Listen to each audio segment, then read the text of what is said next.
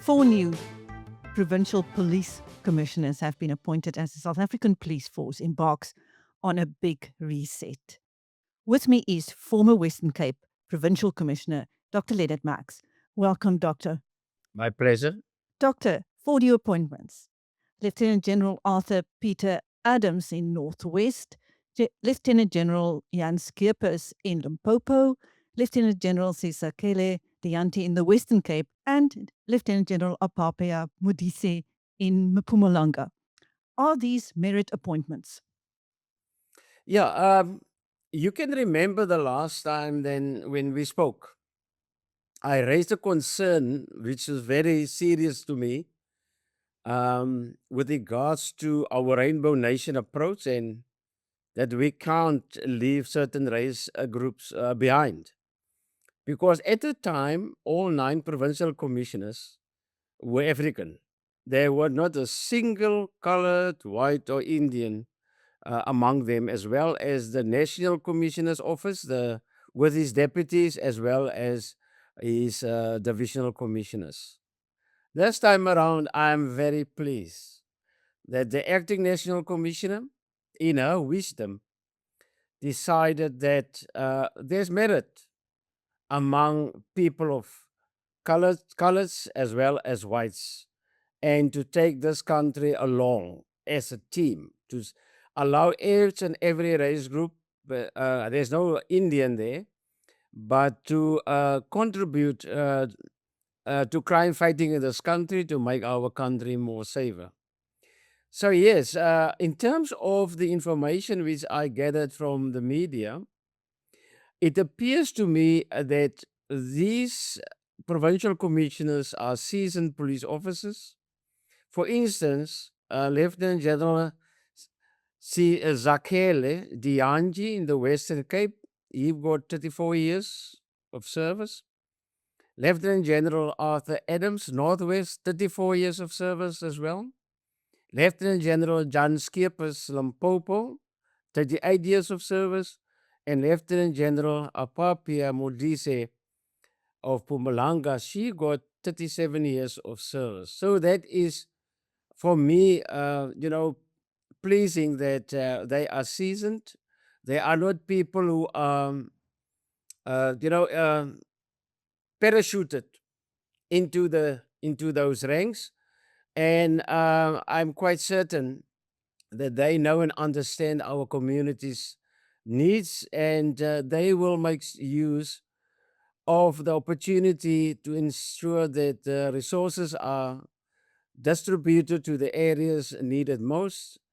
And I also hope, because there's a new phenomena in the police, that provincial commissioners nowadays acted as foot soldiers on a daily basis and leading operations instead of empowering their deputies to do the job so that they can focus on the broader policing needs like human resource, the buildings, because we experience regularly that there is not proper and sufficient resources for the people who are conducting these operations. And a provincial commissioner is a strategic manager and not a foot soldier. He or she can often assist and be present, but they must empower their deputies to execute those duties. Otherwise, how are they going to measure and evaluate the the cooperation and the productivity of the deputy provincial commissioners? The appointments come at a time of shocking testimony at the Madlanga Commission of rot reaching into the top of law enforcement power. What do you make of the latest allegations and testimony? You understand, it is, heartbreaking for me as a former operational police officer still holding the rank of Lieutenant General ceremoniously, and associate myself with the men and women in blue, those who are credible, those who are honest, and loyal to the country and its constitution. Um, it is a disgrace that we have seen actually nowadays the stories which came out during this Madlanga Commission. How certain police officers, are in cahoots with criminal minds uh, for their own benefit and is not focused on service delivery to the country. However, some of these allegations are also questionable with regards to the arrest made by IDAC, the Independent Directorate Investigating Corruption. Having noted, the serious allegations against the head of IDAC, Advocate Andrea Johnson, um, that is absolutely unexcusable, and there needs to be taken action because if you arrest somebody, it is an adverse infringement of that person's human rights. And especially in this case, where those arrested are police officers who are empowered and to serve the country, and they were actually then arrested on allegations of rogue charges. When Lieutenant General Mkonasi made these allegations that IDEA got a rogue group and an honest group, I couldn't believe it that such a situation would exist in IDEC.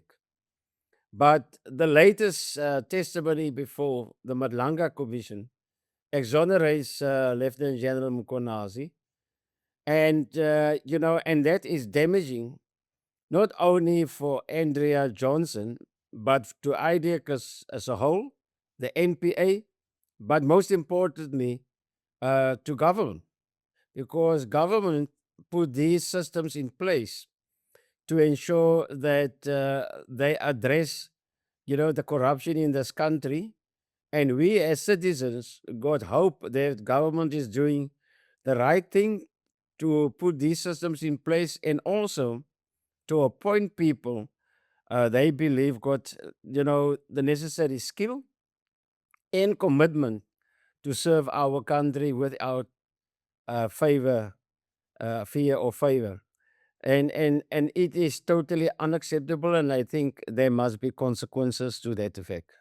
Do you think the new reset agenda of the South African Police Force will go far enough? Let me say, you must have a plan. And my late father always said, my son, you can't get up in the morning and walk outside, get outside, and then look at which direction the wind is blowing, and then decide for the day what you are going to do. He said, when you open your eyes, you must have one. Maybe it might not be a good one. So, yes, to fight crime, you must have a plan.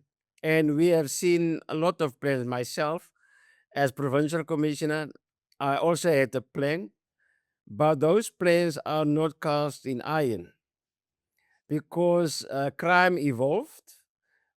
Criminals, they are experimenting with new methods in to overcome your plans and your strategies.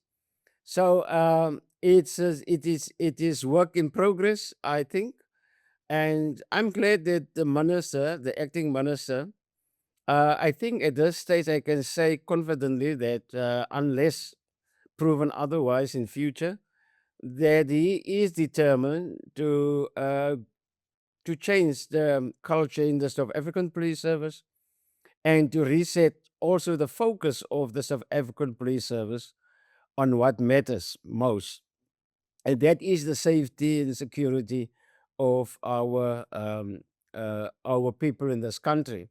However, you know, um, the plan we, as I said, we had several plans in this country. But crime is, especially gang violence, continue to be a problem, a serious one. And my concern is, although we've got all these plans, if gangsterism of gangsters don't fear consequences, then that is serious in addressing criminality in our country, especially gang violence. Because the more serious the crime, the more and higher the the acknowledgement of the gang member within the ranks, and they don't fear jail time. I recently and often also watch what is happening in El Salvador, where they arrested gangsters with tattoos, which associate them with a particular gang group, and detain them. It is an adverse, infringement of human rights. But we have to ask in this country what is more adverse and what is more important. Is the right of the gangsters more important than the right of innocent lives? The Constitutional Court in this country, in the case of State versus Makwanyane, made it plain that the most important right is the right to life as well as the right to dignity. And the reason for that is, and that is the argument, if you are not alive, you are not in a position to enjoy the other rights as enshrined in the Constitution. So, I believe this morning I heard on DSTV 404 SABC that about 170 people were killed in the Western Cape in 2 weeks. Now, that is more serious than the war in Ukraine and Russia. So, something needs to be done. We cannot say we've got plans, and even the army has been deployed in the Western Cape. And there were expectations that the army's presence will contribute to a reduction of crime. That did not happen. And some people may not did may not agree with me in the past when those plans were announced. When I said I don't see any difference with the army's deployment, and it has been proven there were no, and currently there is no difference in gangsterism, especially Western Cape, Gauteng, um, as well as Port Elizabeth, where gangsterism is infested in our respective communities. Healthcare matters, but what matters most? Having cover for the people who keep this business going. Bonitas is there for you when it counts. Bonitas, medical aid for South Africa. Visit bonitas.co.za and find your plan. Doctor, your autobiography is being launched this month. It is titled A Life That Refused to Bow. Please share some of the highlights with our viewers. Yes, thanks for mentioning this. Yes, a life that refused to bow is, is my biography, and it got certain sections. The first is actually how I grew up in the rural areas of Klipdale, Bradasdorp, Gansby, and so on as a child. And then when my mother died when I was 9 years old, my brother and I, my late brother Johnny and I, we had to look after ourselves. They have to. My father was working away during the week, and the two of us were staying at a house in Elandskraals Valley, near Gansby.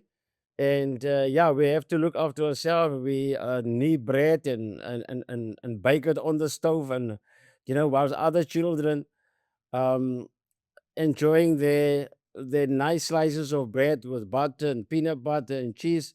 The two of us got this dough, which we actually shared between ourselves and eaten and put it down with water at the tank at school. From there, we move around various places, very nomadic life which we experienced because my father was a draadspanner and a jack of all trades, painting farmhouses and stuff. We stayed in shacks as well as dilapidated houses on farms.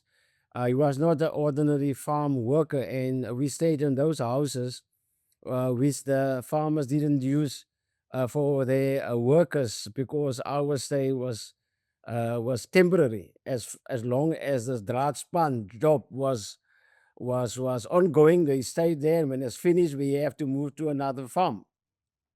So from the five children, I was the five sons. We were 13. We are only with my sisters 13 together. We are only three left, and of which I am the eldest now, and my two sisters.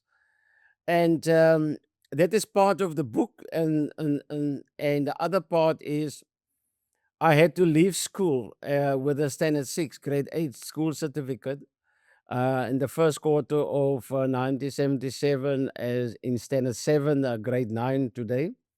I had to leave school because my father could not afford to pay my boarding and lodging. And whenever my landlady actually gave us food, when she gave my food, she would tell me, "Listen here, your father must pay me." So I couldn't take it anymore because my father didn't have a permanent job. He'd only spun draad, as they call it, whenever this job is available. And I could not actually put that burden any longer on him. And I left school and I joined him to erect fences on the farms. We move around, do paint jobs on farms, build some farm sheds and so on. I assisted him and I was only 15 years old. And then, of course, as a result of this, and we did also ordinary farm work, and but whenever it was raining in winter, then the ground was too wet to erect wire, fences to plant poles and so on. And I said to him, "Listen, I have to look for a job where I can pay as well when it rains." He said to me, "Okay, that's fine, but you will also work as it rains." So I joined the railways as a laborer in Botterfee in 1979 at the age of, I was still 17 years old. And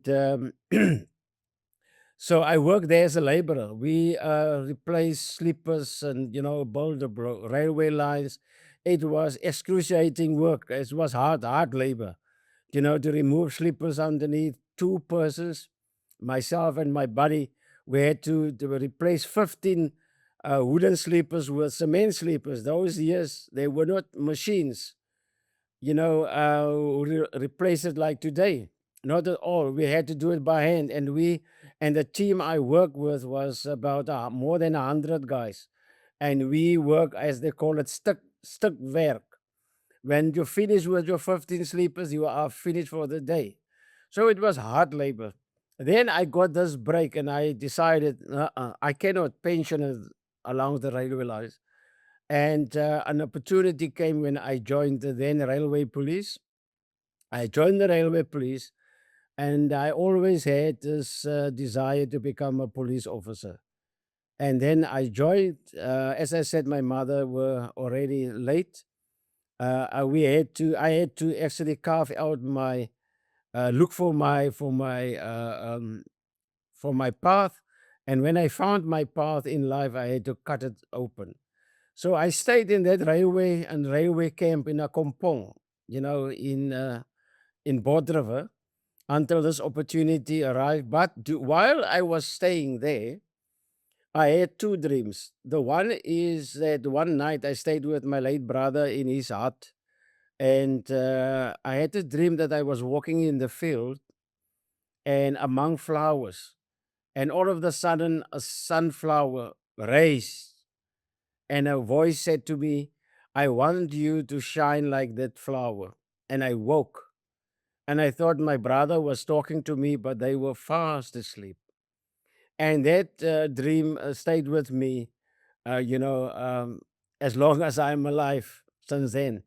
And then after that, I went to, there was an opening at the other kampong, not kampong, but a hut.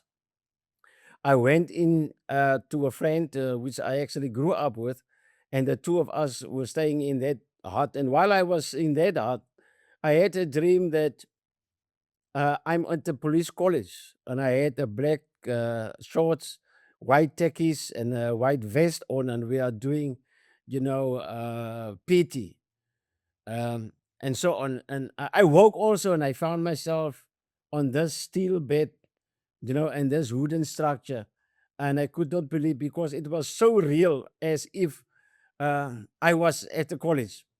But I left it there and I joined the police. And in 1981, when I stood on the parade ground a year later, on the parade ground in this black uh, uh, uh, uh, uh, pants, a shorty, as well as white tackies and white vest, I could not, um, I couldn't understand it. It was so surprised. And I look at myself and I said to myself, this is exactly how I saw me a year ago.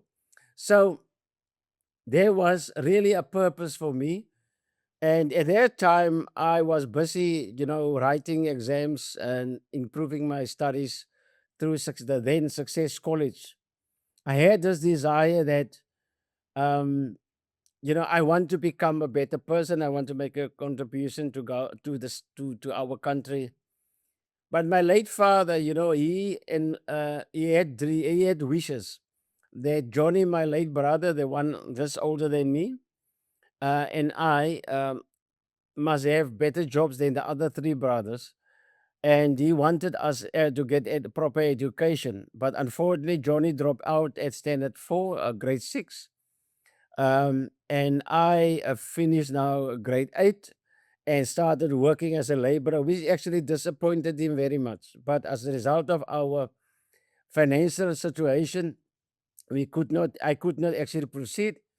And whilst I was at high school in standard 6, grade 8, and one holiday, I was with them, assisting with this draad span, the fence, the erection of fencing. And we were sleeping in one of those dilapidated houses on a farm. And I went to ask my father something in the one room. And then I saw him on his knees praying to God and I said, God, if it is your will, please, my other sons did not achieve the goals which I actually wanted them to achieve.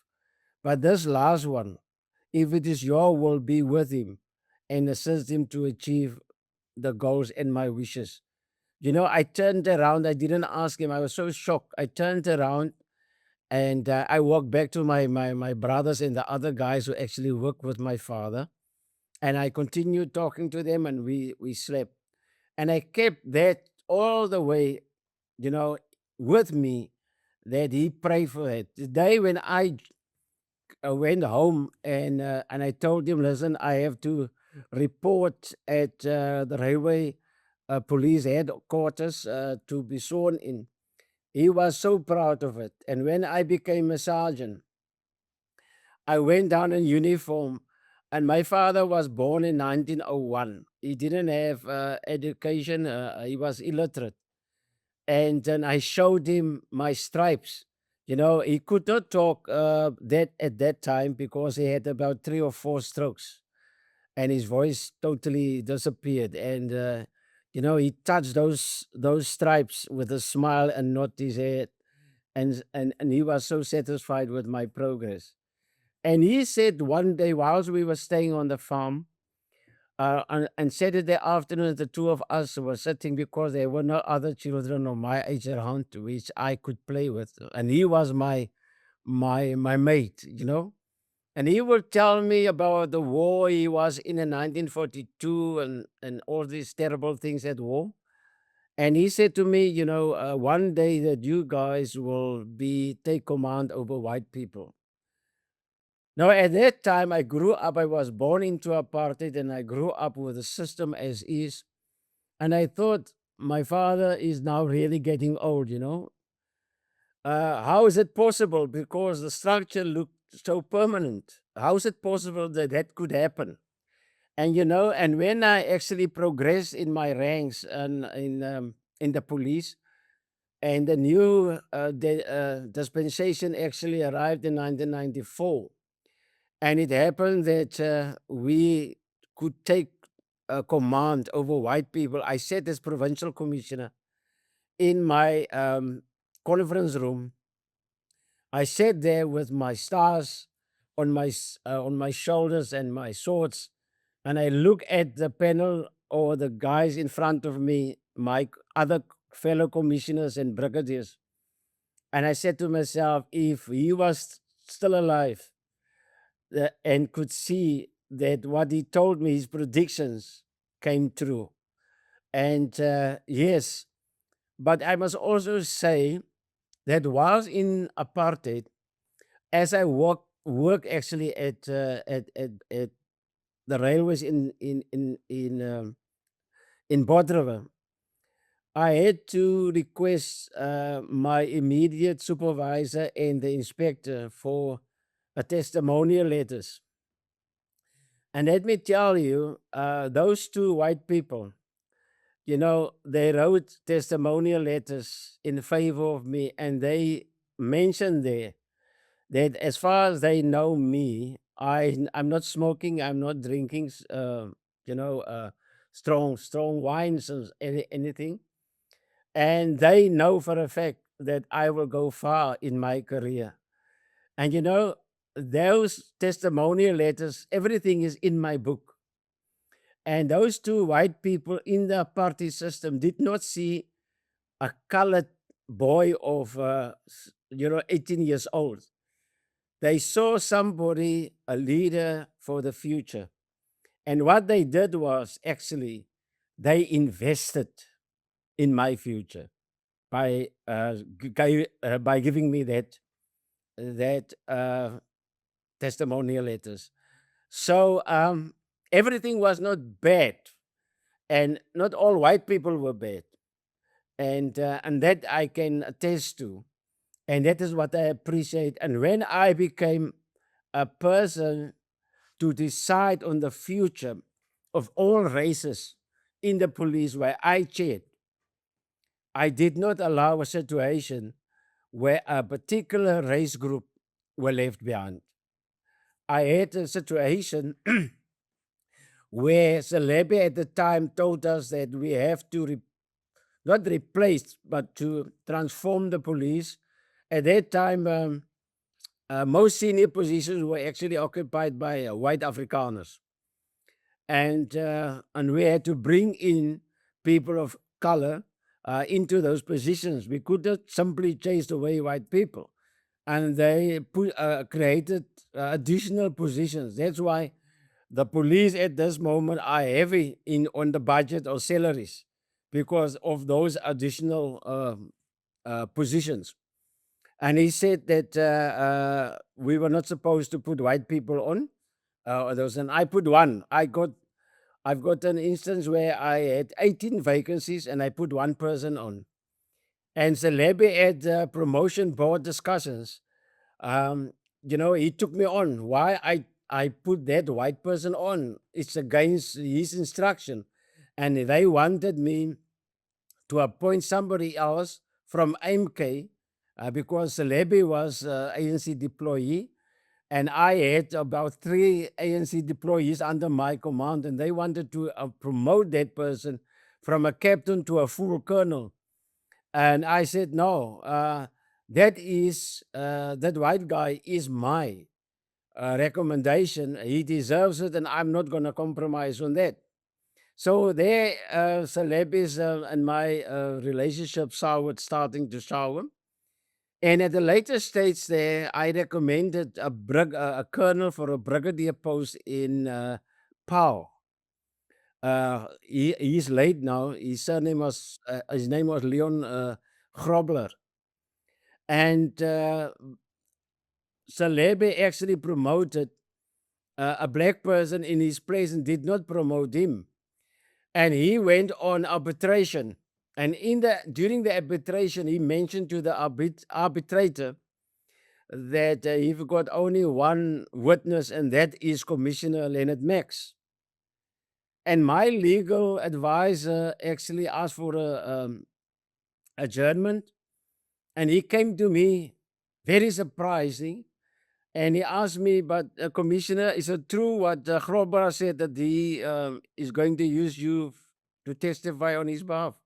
I said, yes. He said to me, but listen, do you realize that you are going to testify against your boss? I said, of course. I'm totally aware. I said, but what is fair is fair. I cannot leave, any race group behind. We must work together. And that is what I told Salebe. We cannot say that we want to work and take hands and to build a better South Africa than an apartheid one if we leave behind certain race groups. When Fivers took over the police, there was Fivers white, there was other white, Bester, a white general. It was Manuela colored, Levisa as African, and Chetty as an Indian. All of us in the police saw there's a future for all of us, not for a particular race group. If you perform, then on merit, you can achieve those things. And that is exactly what I wanted during my term of provincial commissioner, to let each and every race group believe there's a future for them in the South African Police Service. And I had the opportunity, although I was, very much embarrassed by certain white police officers and mistreated, I could easily take revenge and did that, and abuse my power to do the same to them. But I believe that, hatred and revenge break down and does not build. And I want to build. And for that reason, you will see on Facebook and everywhere how people talk of me, and say this was the best provincial commissioner they ever worked with. So it's about my fairness. It was not about your race. If I say no to a colored person, that no will be for white, black, whatever, in whatever gender you are. And so, so I did not have a clique. I was there for everybody, and I was everyone's provincial commissioner. Thank you. That is a very, very touching and inspirational story, Dr. Lennit Max. Speaking to Biz News, I'm Chris Steyn. Thank you, Doctor. May welcome.